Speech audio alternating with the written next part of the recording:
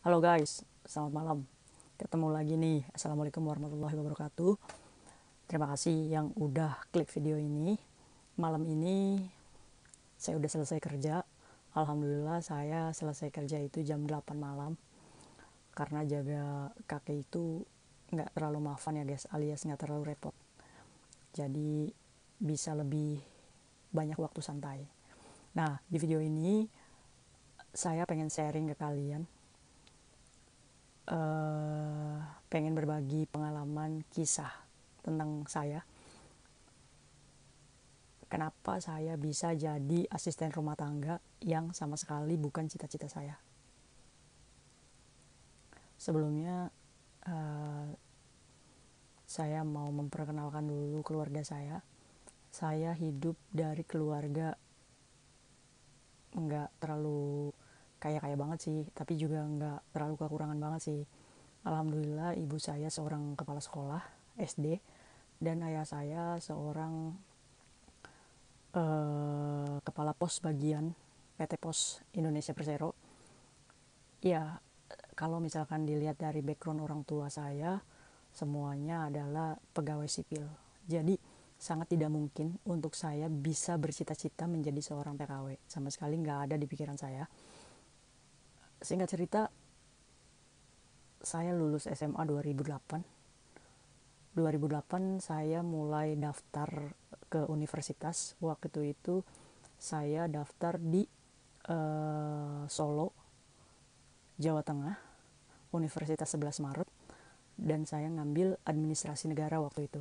Karena waktu itu memang saya sudah punya tujuan hidup untuk bisa menjadi pegawai negeri pastinya.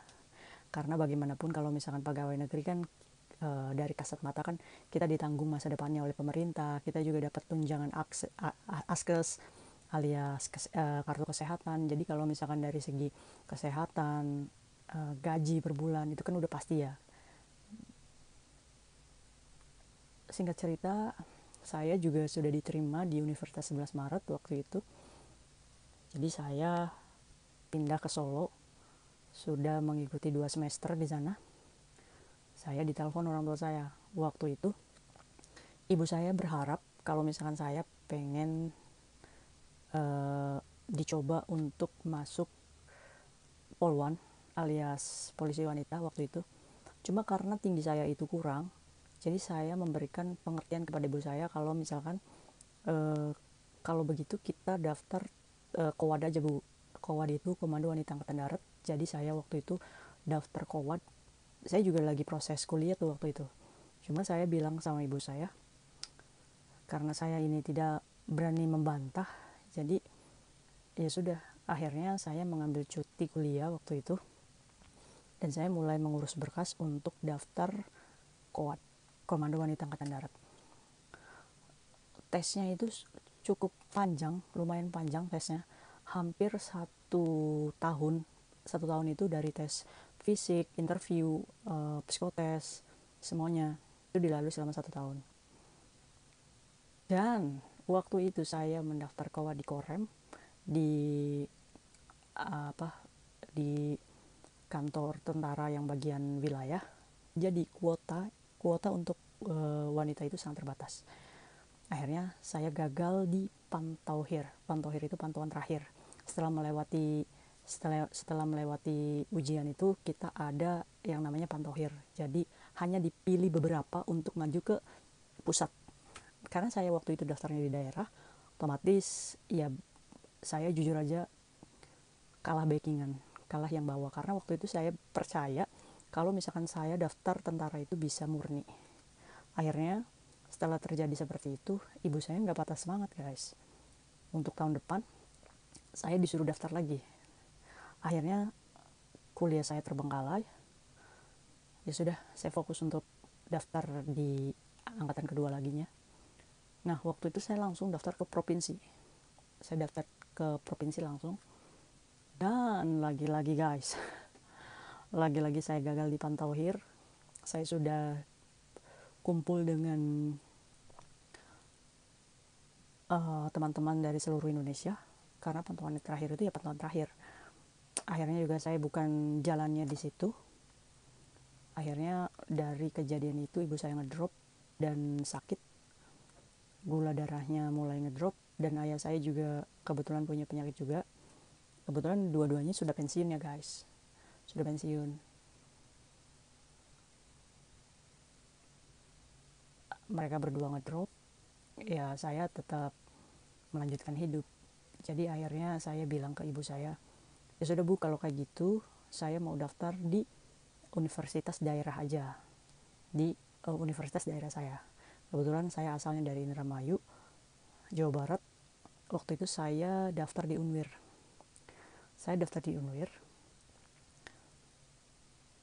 Ngambil manajemen ekonomi. Saya mengambil manajemen ekonomi. Saya sudah menyelesaikan 7 semester dan saya sudah mengajukan sidang skripsi. Waktu itu pengajuan judul skripsi, dan alhamdulillah judul saya di ACC waktu itu. Cuma keadaan berkata lain. Ayah saya meninggal, innalillahi wa inna ilaihi raji'un, berpulang, dan ibu saya menyusul 100 harinya. 100 harinya ayah saya, ibu saya menyusul beliau, dan akhirnya saya sendirian guys. Waktu itu saya masih kuliah dan saya membutuhkan uang untuk wisuda. Waktu itu senilai 8 juta dan saya benar-benar kolaps. Saya nggak ada pemasukan.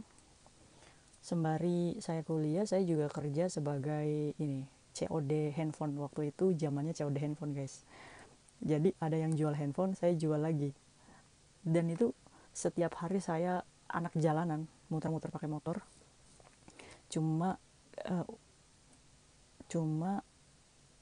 mencari uang 100.000 untuk makan aja hari itu. Karena kan untuk bensin juga untuk makan. Saya nggak pernah berpikir untuk menabung, karena yang penting hari itu saya bisa makan. Akhirnya saya 8 juta juga nggak dapat uangnya. Akhirnya saya berpikir, bagaimana caranya saya untuk wisuda. Nggak ada pilihan jalan guys. Saya datang ke keluarga saya, keluarga besar saya, dan mereka juga mungkin lagi banyak kebutuhan, jadi nggak bisa nolong. Akhirnya saya kontak saudara saya untuk ada lowongan pekerjaan nggak. Waktu itu ada lowongan kerja di Papua, di Freeport, di tambang emas. Waktu itu kan waktu itu benar-benar lagi naik daun tuh PT Freeport. Karena saya ini ijazahnya SMA, kan ijazah wisuda kan saya belum sidang ya guys. Akhirnya saya coba ngelamar di situ dan alhamdulillah diterima. Waktu itu sebagai ADM di kantor Freeport itu, tapi ya saya harus ke Papua waktu itu. Nego interview, gaji cuma 4 juta guys. Gaji 4 juta itu tahun 2015 akhir. Ya saya ingat 2015 akhir. Saya banyak pertimbangan, karena bagaimanapun 4 juta mana cukup untuk ngekos, untuk makan, apalagi Papua ya, serba mahal. Akhirnya saya berpikir, kayaknya saya nggak akan ambil kerjaan ini. Masih mending saya kerja di Jakarta waktu itu, di pabrik. Karena memang waktu itu saya udah nggak punya uang, jadi saya harus bertahan hidup, ya saya harus cari kerja. Akhirnya saya dengar kalau misalkan tetangga saya buka sponsor awal, dan itu PT-nya ada di daerah saya sendiri, jadi nggak perlu keluar kota untuk masuk PT-nya. Nah dia waktu itu nawarin saya ke Singapura dan Hong Kong. Saya bilang, kalau jadi buruh migran itu kerjanya itu apa? Ya asisten rumah tangga katanya. Asisten rumah tangga alias helper, kasarnya pembantu. Mulai itu saya perang batin waktu itu. Saya benar-benar perang batin guys. Seumur-umur di rumah saya cuma bantuin nyapu aja, semua yang kerjain orang tua saya, dan sekarang saya harus bekerja untuk bertanggung jawab terhadap rumah orang lain. Benar-benar saya dilema guys. Akhirnya waktu itu saya sholat, saya minta petunjuk sama Allah, ya mau nggak mau ya saya harus mengambil kesempatan. Ya sudahlah, waktu itu ditawarin masuk PT khusus untuk saya, boleh pulang setiap Sabtu Minggu. Karena waktu itu saya bilang saya harus cari jajan untuk di PT sendiri. Jadi akhirnya orang PT-nya saya ini ngomong sama orang sponsornya saya ini ngomong sama PT kalau misalkan anak ini Sabtu Minggu bisa keluar dari PT gitu. Terus balik lagi. Akhirnya ACC tuh guys, deal.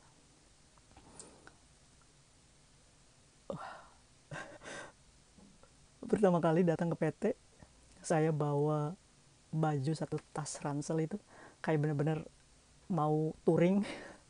Saya coba bawa baju beberapa gitu. Oh my god, ternyata saya pertama kali datang ke PT itu di interview sama PT-nya itu, ngomong kayak gini, kamu kesini tujuannya mau apa? Saya mau cari kerja pak. Kamu tahu nggak kerja di Hongkong itu kayak gimana? Ya saya nggak tahu, yang saya tahu ya asisten rumah tangga. Terus kamu bisa kerja rumah tangga nggak? Ya saya coba pak, kalau misalkan saya belum nyoba gimana saya mau tahu. Terus udah gitu, kayaknya orang-orang PT itu kayak nggak yakin sama saya. Akhirnya waktu itu karena PT juga kan butuh anak untuk permintaan dari Hong Kong yang banyak. Waktu itu kan belum belum COVID ya guys, dan permintaan asisten itu dari Indonesia tuh banyak banget. Nah waktu itu saya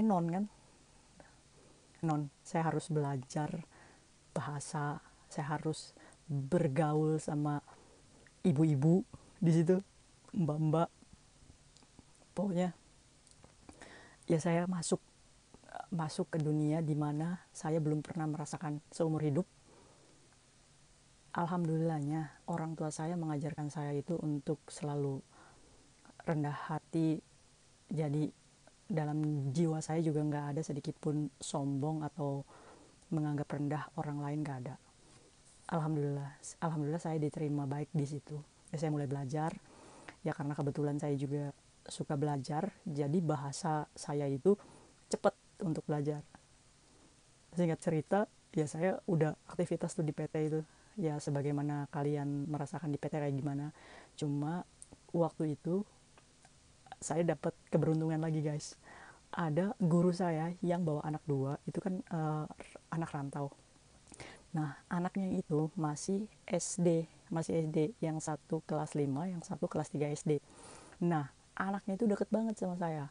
Nah kalau setiap ada PR kayak gitu saya selalu bantuin. Jadi kalau misalkan piket malam itu biasanya saya itu selalu bebas karena saya bantuin anaknya guru saya ini untuk belajar. Dan alhamdulillah banget guru saya ini benar-benar baik. Mungkin dia tahu kalau misalkan saya itu nggak ada orang yang support waktu itu, nggak ada orang yang jenguk, bahkan keluarga saya juga nggak ada yang jenguk. Keluarga saya itu ada yang jenguk tuh pas mau terbang aja. Akhirnya waktu apa, aduh saya lupa, PAP ya. Nah pas waktu PAP itu kan di Jakarta, otomatis kan anak-anak itu pada bawa uang ya untuk jajan. Ada yang minta sama suaminya, ada yang minta sama keluarganya, dan saya itu dikantongin uang sama guru saya itu, losi saya itu. Barangkali losinya saya ngelihat, saya ngucapin terima kasih banyak, maaf kalau misalkan saya belum bisa ngebales. Dia itu nyelipin uang di kantong celana saya, dia bilang kayak gini, udah ini buat kamu jajan pas PAP-an gitu. Rasanya tuh sedih guys, sedih aja gitu. Ternyata Allah tuh maha baik. Berarti benar jalan saya untuk ke Hong Kong ini, berarti Allah ridhoi. Karena di balik ujian saya, Allah kasih orang baik, benar-benar. Jadi selama 3 bulan itu saya langsung dapet job. Saya pertama kali di PT itu langsung tanda tangan job 2 minggunya, terus tinggal nunggu visa, dan 3 bulan kurang saya terbang. Alhamdulillah saya cepet guys. Ya mungkin Allah udah tahu kali ya jalan hidup saya itu. Jadi lamanya saya di PT 3 bulan, dan saya bahagia, terharu.